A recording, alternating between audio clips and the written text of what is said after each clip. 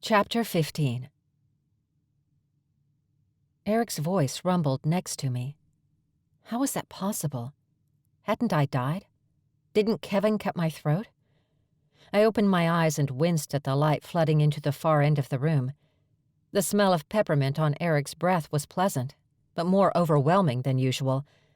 I could also smell Calliope's spicy perfume and Rose's honey oatmeal shampoo, but I didn't see them in the room. They had been there, though. Maybe a few hours ago. Billy. Erick laid a hand on my wrist and I growled. Growled? What the hell? What was wrong with me? I sat up. The urge to eat was overwhelming. "I'm starving," I croaked, my voice hoarse and cracking like I'd swallowed sand. I buried my face in my hands. My head felt like it was about to split in half. "Here." Looking between my fingers, I watched Erick pick up a cup from the nightstand and offer it to me. I took the cup and scrunched my face. It was filled with a dark red, thick liquid. Oh, God. No. I died. He killed me. "He paid for what he did to you, Bailey. I tore his beating heart from his chest, just as I promised I would." Erick knelt at the side of the bed, his eyes glassy. "Forgive me for failing you, mine Chaste." I did. It wasn't his fault. Even the Oracle had said he couldn't change my fate. Apparently, she was correct. Score 1 for the crotchety old know-it-all. "I couldn't get to you in time. I tried, Bailey. You must believe I tried. Darius was working with him. I heard you calling and he kept me from you." His anger and guilt showed in his red-rimmed eyes. Not quite ready to down blood like water, I set the glass back on the nightstand and reached for him, pulling him close. He crawled into the bed next to me and nuzzled my neck before kissing my lips softly. We settled back against the pillows and I snuggled into the crook of his shoulder. He smelled sweet, and the scent of his blood made my mouth water. I felt my fangs lengthen in my mouth and I shook my head, trying to clear away the sensation. "I know, Erick. He told me Darius was keeping you away. I told him you'd kill him." "I did." He buried his face in my hair and took a deep breath. "Gods, Bailey. It had been so many hours since you had my blood. There was no guarantee you would turn." "I'm here." I wasn't sure exactly what it meant to be what I was, but if I had survived the trauma of my human life, I could survive being a vampire too. We lay quietly for a while. I don't know how long. He let me have the time I needed to process. Kevin had killed me. I was a vampire. All my running had been for nothing. And yet I was here in this little town called Sanctuary, wrapped in the arms of the strongest, kindest man, one who would go to the ends of the earth to protect and care for me. The Oracle said I'd been on a path to them for a long time, that my ancestors had magic in their blood. I wasn't sure I believed in fate, but the stars had truly aligned for me to end up where I was right now. An unfamiliar pain surged from a place deep inside. Blood. I couldn't deny the craving any longer. I pushed against Erick's chest and sat up again. I think I need that cup after all. He sat up next to me and handed me the glass. I took a small sip, expecting it to be terrible. Instead, it was sweet and I gulped it down, wishing there was more. Running my tongue across my teeth, I paused, surprised to find fangs. I shouldn't have been surprised. I'd felt them descend earlier. I knew I was a vampire, and vampires had fangs. But it still brought tears to my eyes. Fear of the unknown. I knew how to survive as a human. What was the world going to be like as a vampire? What's going to happen to me? "You will stay with me in Sanctuary, if you choose." I have a choice? Wouldn't Rose and the sisters have a bit to say about me leaving? That Arlia woman had seemed quite confident I was supposed to be part of their little system. "Yes, but taking on the role of protector is not something you should agree to lightly. This is a cause we have been fighting for millennia." Where would I go? Anywhere you wanted to go. I would make sure you had everything you could ever want. You would do that? Go against your friends? Go against the oracle? You would let me leave? I don't want you to go, Bailey, but I would let you, if that is what would make you happy. His eyes were focused on the bedding, refusing to make contact with my gaze. What about Darius? He'll keep coming back. One step at a time, Shannan. He drew his hand over mine and finally looked up at me. There is no hurry. It was so much to consider. I stared at the rays of sunlight across the room, creating a pattern of light on the wall. It seemed brighter than usual, and I squinted. I'll burn in the sun, won't I? Yes, unless you accept the role as a protector and Rose enchants your tattoo. There are witches that can cast some protection charms as well. Meredith's sister owes me. I could get you a charm. What was there to think about? I had no intention of leaving Erick or Sanctuary. This was my home. I jumped from the bed, intending only to stand, but I flew through the air and landed near the doorway instead. Holy crap! Erick chuckled. Think slow. You can move much faster now, and your strength is 50 times what the average human possesses. He stood and walked toward me, his voice calm and sexy as hell. Move deliberately. Think about where your foot needs to go before you lift it. Every cell in your body is perfectly attuned to your every desire and responds in turn. I took a few more steps, carefully making my way down the flight of stairs to the entryway, but a large swath of sunlight from the living room blocked me from going any farther. Wait here. I'll pull the drapes. He went ahead, and soon the apartment was dimmed, and sunlight was nowhere to be seen. He flipped on a few ceiling lights, though I found I could see perfectly in the shadows, and motioned for me to follow him to the kitchen. I sat carefully in one of the polished white leather bar stools, worried that if I moved faster than the speed of a turtle, I might just break his furniture. He opened the fridge and pulled out a blood bag. Compliments of Raven and Maven. They got several cases of a donation van over in Fort Worth for you. Human blood will help ease you into your transition, he said, putting it on the counter in front of me. He pulled a couple of glasses from the cabinet to his left and then emptied the contents of the bag into both. Cheers. Several cases? You will need a lot at first. After a while, the hunger will fade to a more manageable level. Picking up a glass, I took another sip and paused. It was different than the first glass. This blood was thinner, lighter, and almost had a fruity taste to it. Whose was in the glass upstairs? Mine. I set the glass down and stared at him while he downed his. Why would you give me your blood? The only way a vampire can complete the change is to drink the blood of their sire. If you had not, you would have died, painfully. Oh. Not the answer I was expecting, but then this was all very new. Who was I to argue with how vampires were made?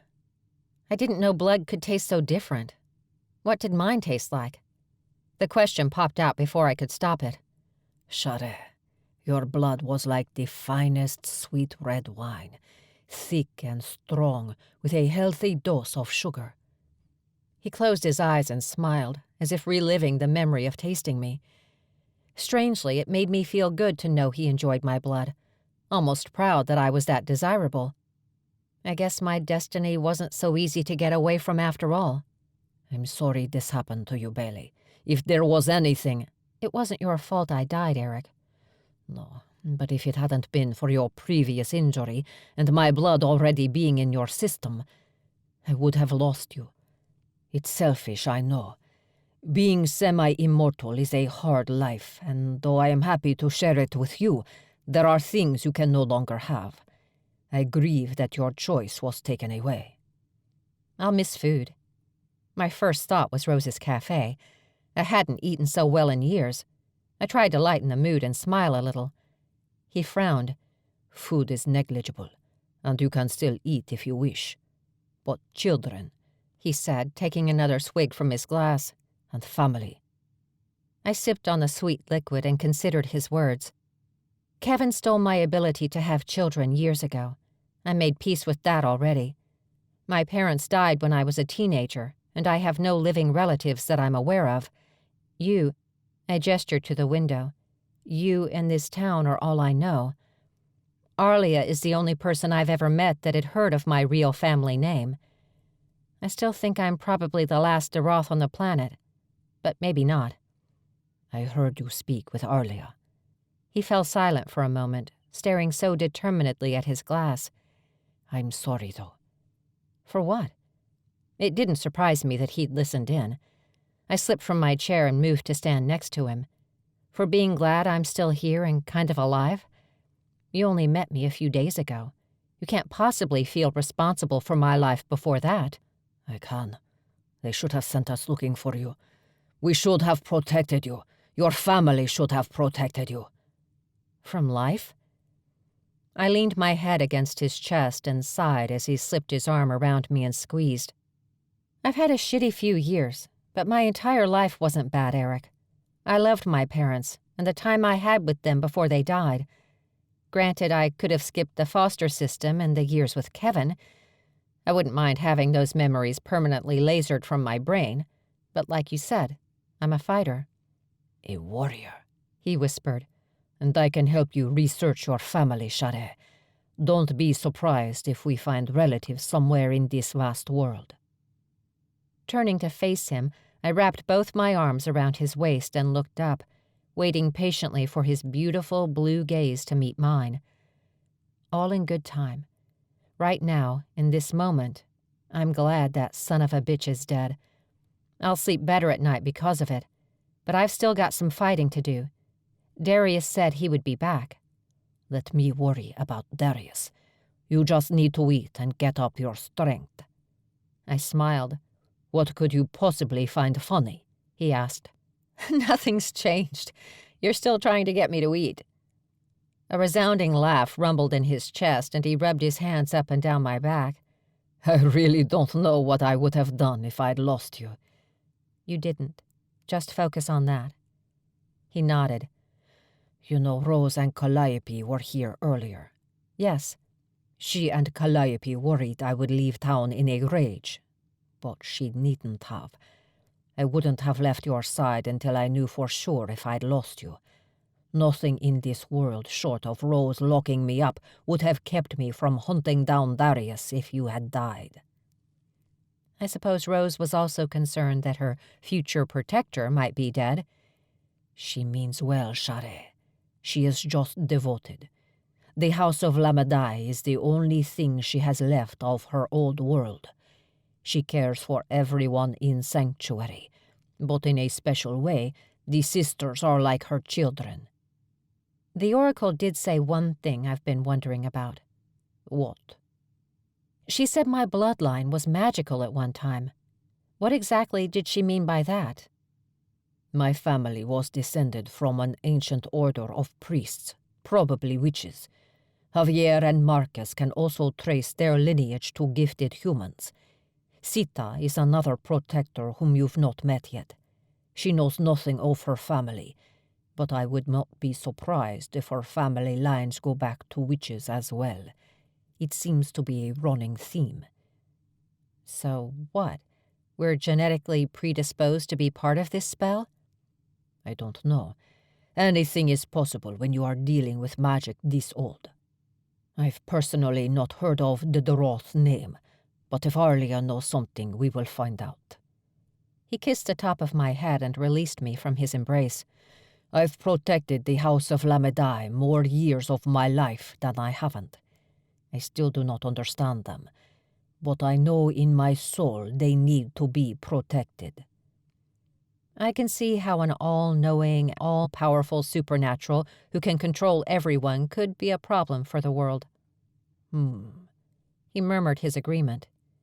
"Could I have another glass of that, Blood?" Yeah. It just doesn't sound right saying, 'pass me a glass of blood.'" "Give it time." "Will I want to bite everyone? Like, uncontrollably?" I leaned back against the counter, remembering how good he smelled and how my mouth had watered at the thought of drinking from him. "You will be tempted, but no. It's not uncontrollable." Feeding often will also help control the urges. Can I have more now, or do I need to wait a while? Of course. He moved to the fridge and grabbed another bag. Pulling out the top, he poured it into my empty glass. There is more than enough to keep you sated for several weeks. Plus, we can supplement my blood as needed. I took a deep breath and leaned back against the counter, sipping on my now full glass. It tasted divine. No wonder vampires chose to drink from humans whenever possible. His blood had been good, rich, thick, and filling.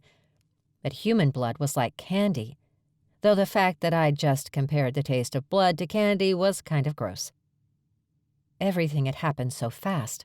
Meeting him, learning there was so much more to life than what the government let on. I couldn't imagine trying to live outside this town after being here. I felt a connection to the people I'd met here, and committing to my predestined fate as a protector felt like the right path. There were enough human tyrants already dominating the world. We didn't need unstoppable supernatural ones, too. How do I get my tattoo? Erick's eyes widened before a smile spread across his face. His 2 adorable dimples made me want to toss my glass aside and leap into his arms. He looked positively edible. Bailey. His voice brought me back from its preoccupied state of arousal. Yep. I blinked and tried to focus back on his face and not how I'd feel wrapped in his arms. Are you saying you want to stay? That you want to become a protector? I told Rose I would not allow you to be pressured by her or anyone else. This is where I'm supposed to be. I put the glass down and stepped up to him again, wrapping my arms around his firm waist. I can think of nowhere I'd rather be than by your side. If being a protector comes along with that, then so be it. I can learn to be a vampire and a protector at the same time. He wrapped his arms around me and squeezed tightly. I'll be with you through every step. I nodded, taking a deep breath. It wasn't the air I needed, but the action was so familiar and comfortable I couldn't imagine feeling the way I did and not heaving a sigh. Human or not, some things would always be the same. A buzzing caught my attention and I turned to the right. Rose's name was blinking on the face of his cell phone where it lay on the counter. Erick picked it up and answered. She's awake and has eaten. Yes. He gazed into my eyes, a frown tugging at the corners of his mouth. I know, but... He what? Erick growled, his fangs descending. We'll be right there. He pressed the red button on his screen and tossed the phone back onto the countertop. Darius? My gut said it couldn't be anyone else. He tried to burn the Main Street Circle library. I blinked. A vague recollection of seeing a sign for a library rattled around in my brain somewhere. Was anyone hurt? No. Thankfully, Meredith was already home. Her wards protected the books, but the fire did quite a bit of damage to the building before Jared got there. Who are Meredith and Jared?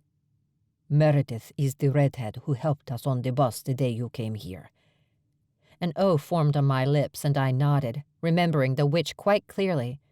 Jared is Sanctuary's fire chief, so to speak. But there's no engine or office. The sign makes it look like the fire and police share the same office.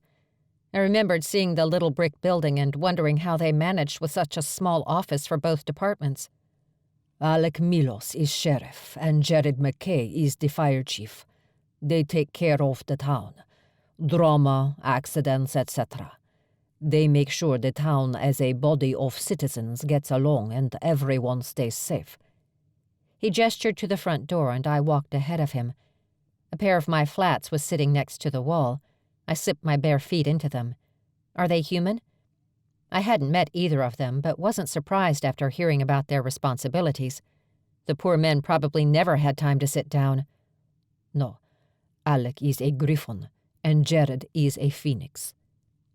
Neither species sounded familiar. Do I even want to know? I asked as we walked out the front door. Probably not right now, he answered, closing the door behind us and then taking my hand. We are headed to the cafe. Why don't you try to run? I nodded and leaped into the first step. The wind rushed through my hair. A feeling of freedom swelled in my chest, and I came to a sudden halt in front of Rose's cafe. Amazing. It felt like I'd only taken a few steps, but I knew from walking the path again and again over the last couple of days that I'd gone at least a quarter mile. A few yards down the sidewalk, a small crowd had gathered in front of a smoldering building. I recognized Miles and Eli's formidable figures. Both men were a good 6 inches taller than everyone around them.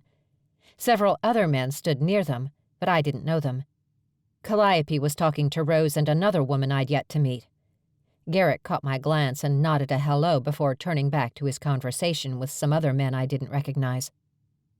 Why would Darius care about burning a library? Erick leaned down to my ear. He's looking for the vault. Vault of what? I scrunched my forehead. Boxed djinn, Rose said, walking toward us. Calliope followed a step behind. Over the course of several thousand years, I've caught and imprisoned nearly 1,000 of their kind. Rose had such strength in her presence, but I could tell she was tired this evening. Her eyes were reddened like she'd been crying, but maybe it was just irritation from the smoke clouding the air in the circle. Still, Xerxes keeps them loyal by promising to release them all when they help him take control of the sisters. You can't box Darius because he's wearing your husband's ring, Erick said, rubbing his temple. True. At least Calliope and I can still sense when he teleports into town, but neither my powers nor Meredith's can affect him while he's wearing it. Rose sucked in a ragged breath. I don't understand how they found it. It was lost so many years ago. We will make it right. Erick placed a reassuring hand on Rose's shoulder. Rose nodded, but her gaze narrowed and veins in her neck bulged. Energy surged from her body like static electricity, sparking in the air like firecrackers. Erick withdrew his hand like he'd been bitten. Rose's voice doubled in volume, anger flowing like a river of white-hot metal. He's using my husband's magic against me. Naram trusted Xerxes until the very end. Now my brother gives our sacred binding ring to one of his psychotic flunkies. She fisted her hands at her sides. I could have sworn the ground shook just a little beneath her rage. At first glance, she was just a petite woman pitching a fit.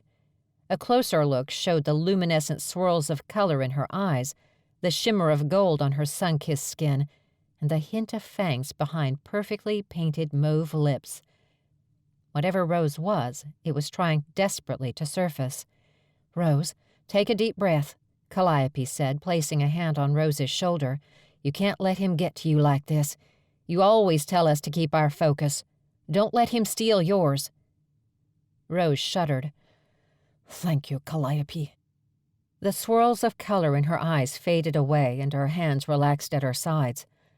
A moment later, she focused her gaze on me, and I took a nervous step backward. She might be able to box up djinn, but she was keeping a whole lot of power bottled up just inside herself. Calliope dropped her hand as Rose took several steps closer to me. Gooseflesh rose along my arms, and the hair on the back of my neck stood on end. Nerves apparently didn't fade with death. The sentinel of sanctuary still made me quake in my shoes with just a glance, glowing eyes or not. "Darius wouldn't even be here if it wasn't for me," I said. "Oh, no." Rose waved her hand dismissively. "That arrogant djinn has been hounding Sanctuary for centuries. Don't you dare think you're responsible." I opened my mouth to object, but shut it again quickly when Garrett and another man walked up to the group. "Bailey, you already know Garrett. This is his brother, Travis. If you are comfortable—" Erick growled and pushed me behind his body, blocking me from the two wolves and Rose. "You said no pressure." "I wasn't pressuring her. I was offering an option, Erick. I understand you claim her, but she is important to Sanctuary, too. We need her." I brushed my fingertips along Erick's shoulder, surprised by how much I could feel. Tension, anger, fear, then remorse and regret. In fact, I could smell the same things coming from most of the crowd. Pheromones? Wow. I took a deep breath and wanted to cry and then scream. It was so much. So many were upset by the fire. Others were angry. but some couldn't care less. The Lycans next to me were very different. Travis was devoted to Rose. I could see it in his gaze and smell it in his body chemistry. But Garrett held less concern for Rose and more for me. I narrowed my eyes and waited for a smart-ass comment to fall from his mouth like water running through a sieve. Instead, he merely cocked his head to the side and stared. He couldn't read my mind anymore. Score 1 for being a vampire. "How are you feeling?" Garrett asked, ignoring the slight rumble vibrating out from Erick's chest. "Hungry," I answered, trying not to smile. He smelled delicious, and I had to purse my lips together to keep from licking them. His pulse pounded in my ears, teasing my body into a state of arousal I wasn't used to. Actually, Calliope and Rose smelled just as good. The standing crowd outside the smoldering library was a feast my starving body couldn't ignore.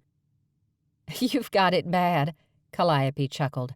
"Better get her over to the cafe before she starts sampling all of us, Viking." "I wouldn't." Would I? Surely I had more control than that. I mean, the hunger was hard to ignore, but I wasn't about to go biting people without a second thought. "Oh, Bailey, I know, sweetie," Calliope replied, "but you've got that look that says, 'Dear gods in heaven and hell, please feed me.' I just ate." "Your appetite is stronger for the first 2 weeks or so." Erick wrapped an arm around my waist and pulled me a step away from Garrett and Travis, both of whom were grinning at me without shame. I wanted to bite them just for looking at me that way. A throaty growl tore its way between my lips, and I lunged at them, even angrier that they could make me lose my cool. Erick's arm cinched around my waist, yanking me back to the ground. "When you're ready for your tattoo, let me know," Travis said, turning to leave. His brother followed a moment later, but not before throwing one jab. "It's a shame I can't get into that pretty head of yours anymore." "You are a mind-reading asshole," I spat back. I sucked in a deep breath, taking a moment to process. My tattoo? The protector tattoo. Travis did them. I'd have to let Garrett's brother sit over me for hours with a needle full of ink. Shit. "I could always do your tat," Garrett answered, a grin splitting his face. "I'd even throw in a drink on the house. Bet you'd like to get a taste." "Garrett, that is enough." Rose's voice cut through the racket of voices like a sharp knife, making everyone turn and look. "Travis will be doing her tattoo, and you will be on the far side of town helping clean up the mess Darius made of the Winters place." He snorted, but nodded his head and turned down a different road than his brother. Rose looked back at me. "Get something to eat. Raven stashed some blood in our refrigerators as well. If you are agreeable, I'd like you to get the tattoo as soon as possible." Erick started to speak, but she held up her hand and he snapped his jaw shut with a snarl. "I promised I wouldn't pressure you, but we have a situation. Darius is untouchable with that ring, and that is a very big problem for Sanctuary. The only thing we have besides the vault that he wants—" "Is me," I whispered.